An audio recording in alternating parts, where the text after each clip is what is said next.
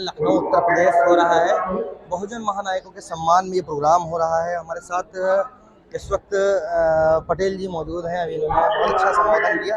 पटेल जी, जो प्रोग्राम हुआ है, क्योंकि आप जिस समाज से आते हैं, आपने एक मैसेज दिया है यहाँ पर आके।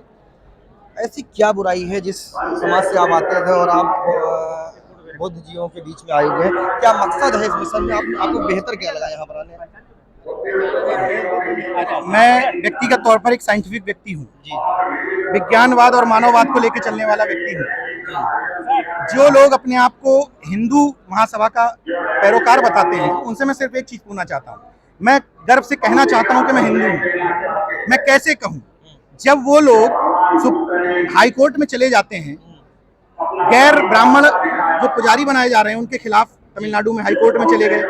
जब ओबीसी SC ST के आरक्षण के खिलाफ तथाकथित हिंदू लोग ही के संगठन ही लड़ाई लड़ते हैं, तो मुझे कैसे फील हो कि मैं हिंदू हूँ? मैं फील करना चाहता हूँ। जब मुझे ये आज़ादी नहीं है ओबीसी का होने के नाते, सूत्र होने के नाते, कि मैं जनेऊ पहन सकूँ, तो मैं कैसे गर्व से कहूँ कि मैं हिंदू हूँ? तो मुझे जहाँ गर्व की अनुभूति होती है, जहाँ अपने भाई लोग लगते हैं, जहाँ करुणा की बात होती है, मैत्री की बात होती है, सामंजस्य की बात होती है, ऊंच नीच का भेद नहीं होता है, वहाँ मुझे ठीक लगता है।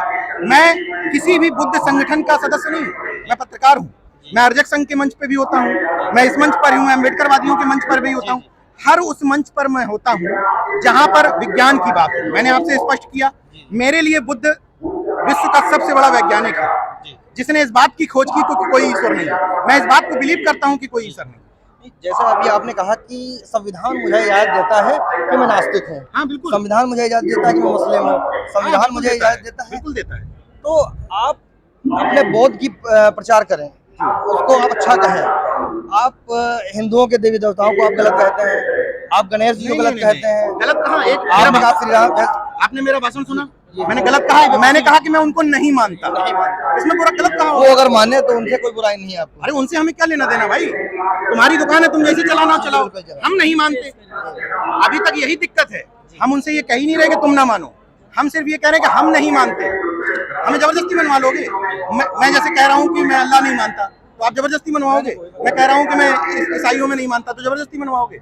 मैं किसी भी ईश्वर को नहीं मानता। मैं बुद्ध को ईश्वर नहीं मानता, यहाँ भी क्लियर कर देता हूँ। बुद्ध मेरी नजर में भगवान या ईश्वर नहीं है। बुद्ध एक इंसान है जिन्होंने मानवता के लिए काम किया। उस वाले बुद्ध को मानता हूँ। बुद्ध को पूजना, बुद्ध के मंदिर में जाना मुझे पसंद नहीं है। वैसे इस प्रोग्राम का मकसद क्या है एक्चुअली?